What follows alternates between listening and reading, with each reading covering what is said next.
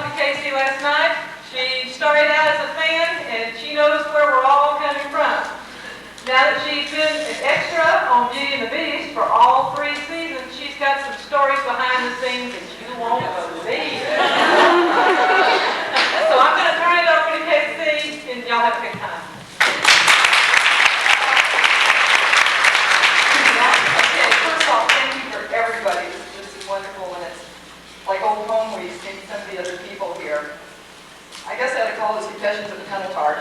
Yes, we knew about it because Roy called them to us. Yeah, but he didn't talk about sewer studs, did he? Well, let me tell a quick background, and then we'll get into some questions. I've been acting since I was really fairly young. I started out in local theater, and I loved it enough that I went into and did Wild West shows. And during Wild West shows, I was fortunate to be able to study under Glenn Randall, who did all the stunt coordinating for the Raiders of the Lost Ark series, and Dusty Rogers, who was Roy Rogers' oldest son. They taught me a lot of stunt work while acting.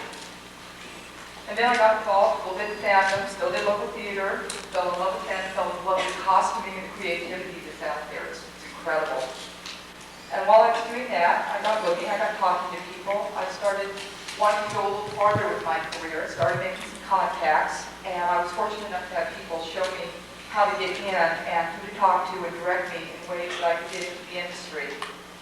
So after I got into the industry, I wound up doing a total of about 350 extra roles, which ranged from there's a crowd, where's the freeze frame, and you might see me, to a lot of silent bit roles and into actually speaking roles. And that's when I became SAG-sanctioned Screen Actors Guild. I was still just an extra, was the Screen Actors Guild when Beauty and the Beast came on. Like everybody else here, I'm sure that first night I went, oh. I mean, my love is Shakespeare and creature makeup. I was in ecstasy. This was heaven.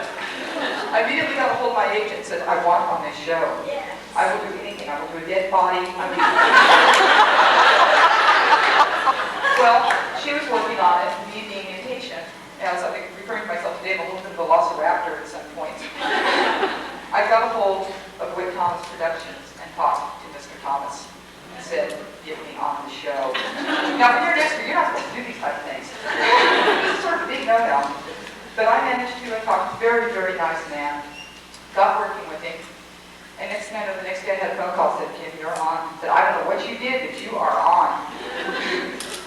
I walked onto the set, again going, oh. Like I said, I was not even starstruck. This show was just so incredible. I couldn't believe I was there. And I was on, I started working, and my first meeting with Vincent. Okay, cool, I'm fine, and I heard this wonderful voice go, hey, you want to give me a spot over here? I was just getting out of competitive bodybuilding at the time. I had a tank top on, was still fairly buff, but here is Vinny, in the makeup, in the wig, in blue sweats, pumping iron, and I'm giving him a spot. So this was my first introduction to Beauty and the Beast. And it's been family ever since. These are the most wonderful, creative people to work with. And I also want to give the note while I'm here a special thanks to Roy, which is beautiful to me, Ron, Linda, like I said, family, but Rich and Armin took me under their wing, taught me how to work in front of the camera, taught me the magic of when you forget a camera's there. And I want to give them the due respect because boy, do I soared since then. And those are the people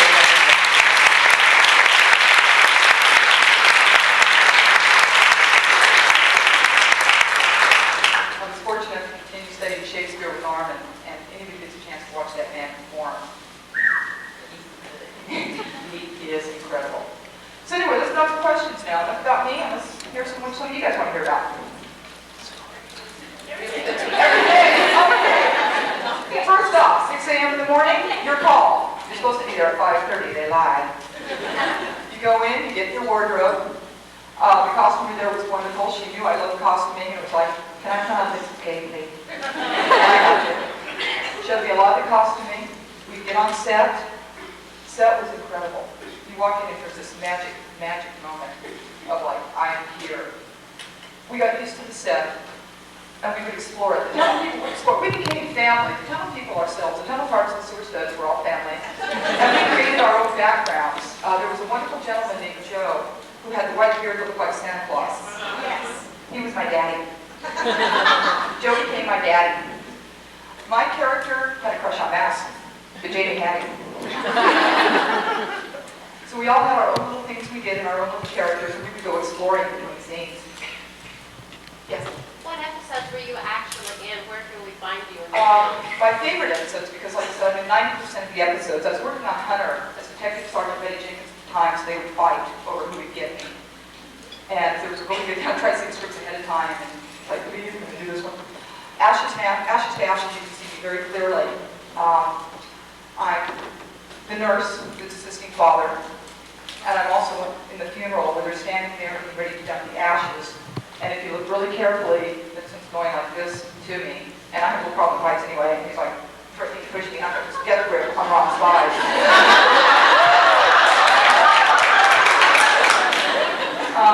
See, another one, Winterfest. Winterfest was fun. I'm very confident in Winterfest. Winterfest was fun because when the tunnel people come down that wonderful staircase, you've got contact lenses on. 90% of us wore contacts. You have high heels on. You're on a staircase. It's like 3 times as high. The wind machines are blowing. You can't see a thing because of the dust. And watch the tunnel people adhering to the side. That was terror in action. We were all wonderful actors and actresses. You couldn't tell. We were scared to death. But those are the two that I remember right offhand real prominently. Like I said, about 90% of the episodes, I'm there somewhere. You just look around and you see my smiling face with my hair plastered down. Okay, yes? Oh, there's one that comes to mind. I've got to phrase this gently to be able to tell it.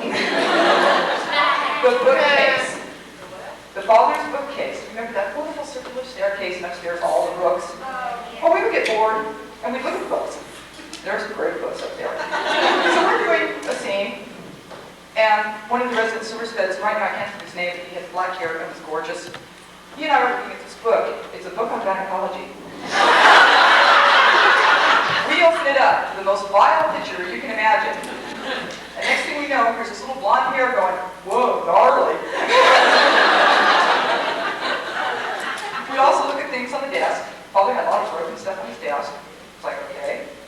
He collects things. This has no meaning. He's like, no, what are you doing? We go through his desk, we go through the books, we go through the tunnels.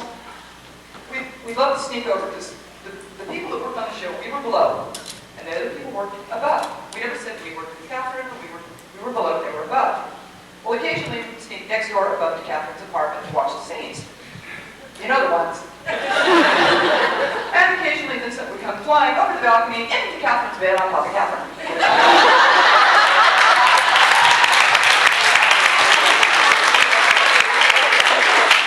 There was a joke minute on that set. And after a while, we got so used to seeing Ron in makeup. See, I was saw him like 3 times out of makeup, 4 times. At the rap parties and one day on the set without the makeup. Even though I was a fan and admirer of Ron Perlman for many, many years before Beast. So we were used to Big Brother Vinny, and that's what we called it. The town people called him Big Brother Vinny, running around. So when he wasn't in makeup, it was like, who are you?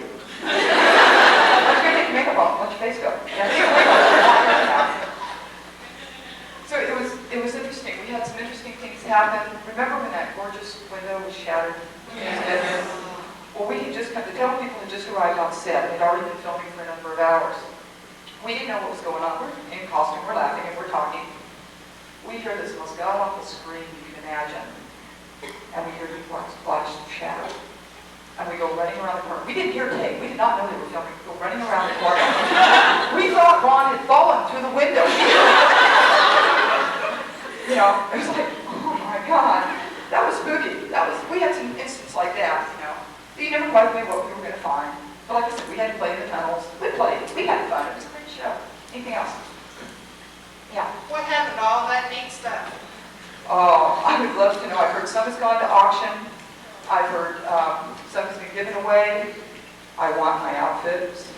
You know, I mean, it was beautiful stuff. I would love to know what happened to it. I do know that the sets. Did anybody see the first episode of The Flash?